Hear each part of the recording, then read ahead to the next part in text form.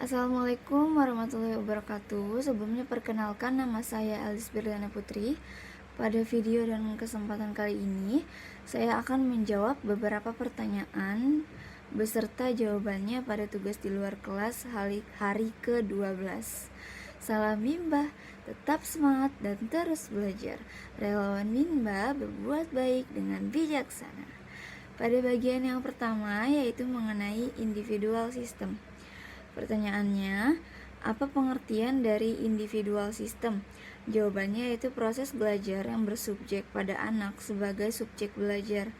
Kemudian pertanyaan nomor 2, mengapa pendekatan yang dilakukan harus secara individual system? Jawabannya yaitu agar semangat belajarnya semakin hari semakin menggelora dan memfasilitasi memberikan kegiatan bermain sambil belajar yang sesuai dengan kemampuan anak. Selanjutnya, pada nomor ketiga, tujuan yang ingin dicapai dengan melakukan pendekatan individual system. Jawabannya yaitu agar proses belajar dapat dilakukan secara bertahap atau small step system. Pada pertanyaan nomor keempat, di Bimba, murid dan guru memiliki peran masing-masing. Sebutkan apa saja peran guru dan murid. Jawabannya yaitu peran guru sebagai objek belajar dan peran anak yaitu sebagai subjek belajar. Pada pertanyaan nomor kelima, perbedaan individual system dengan classical system. Pada individual system, pendekatan yang dilakukan secara individu, sedangkan classical system pendekatan yang dilakukan secara berkelompok. Selanjutnya, pada nomor ke-6, bagaimana cara motivator agar dapat melakukan kegiatan individual system? Yang pertama, yaitu mengenalkan karakter setiap anak didiknya, dan yang kedua, motivator harus mencari tahu kesukaan anak didiknya masing-masing. Yang ketiga, satu langkah di depan anak. Yang keempat, jangan minta dimengerti oleh anak. Dan yang kelima, berikan reward dan evaluasi efeksi setiap saat. Kemudian pada nomor 7, dampak yang terjadi bila pendekatan secara individual system. Jawabannya itu semangat belajarnya semakin hari semakin menggelora. Kemudian pada nomor ke-8, dampak yang terjadi bila pendekatan tidak secara individual system.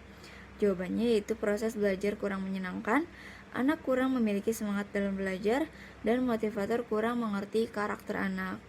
Pada bagian kedua, yaitu mengenai metode variation skill. Pada pertanyaan yang pertama, pengertian dari variation skill adalah kemampuan yang harus dimiliki setiap motivator dalam memvariasikan aspek belajar dengan kegiatan belajar. Kemudian pada pertanyaan nomor kedua, mengapa kegiatan belajar harus divariasikan? Jawabannya yaitu karena anak mempunyai rentang semangat yang pendek, mudah teralihkan dan cepat bosan pada satu kegiatan. Pada nomor ketiga, tujuan yang ingin dicapai dalam memvariasikan kegiatan belajar. Jawabannya yaitu agar anak tidak merasa bosan, semakin tertarik, bersemangat dan antusias dalam kegiatan bermain sambil belajar. Kemudian, pada pertanyaan nomor keempat, apa 3 aspek belajar? Yang pertama, yaitu kemampuan afektif, yang kedua, yaitu kemampuan kognitif, dan yang ketiga, kemampuan psikomotorik. Kemudian pada nomor 5, kegiatan apa yang termasuk aspek kognitif? Jawabannya yaitu kegiatan membaca dan berhitung. Pada nomor ke-6, kegiatan apa yang termasuk aspek afektif? Jawabannya yaitu bernyanyi, berdialog, berdongeng, dan bercerita. Kemudian pada nomor ke-7, kegiatan apa yang termasuk aspek psikomotorik? Jawabannya itu ada 2. Yang pertama, motorik kasar, yaitu ada menangkap, melempar, dan menari. Kemudian yang kedua, motorik halus, ada mewarnai, menarik garis, dan menulis. Kemudian pada pertanyaan nomor ke-8, bagaimana motivator memvariasikan kegiatan belajar dengan aspek belajar? Jawabannya yaitu dengan menggunakan teori jam bandul. Pada bagian yang ketiga, mengenai teori dasar dalam psikologi pendidikan. Pada pertanyaan yang pertama, apa yang dimaksud dengan the law of effect? Hukum akibat. Jawabannya yaitu ketika kita melakukan suatu kegiatan yang menyenangkan, maka akibatnya akan diulang.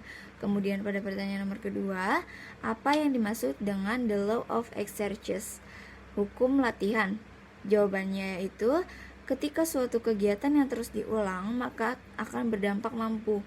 Pada nomor ketiga, apa yang dimaksud the law of readiness atau hukum kesiapan?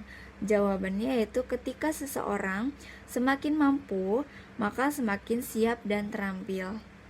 Sekian beberapa pertanyaan dan jawaban yang bisa saya berikan.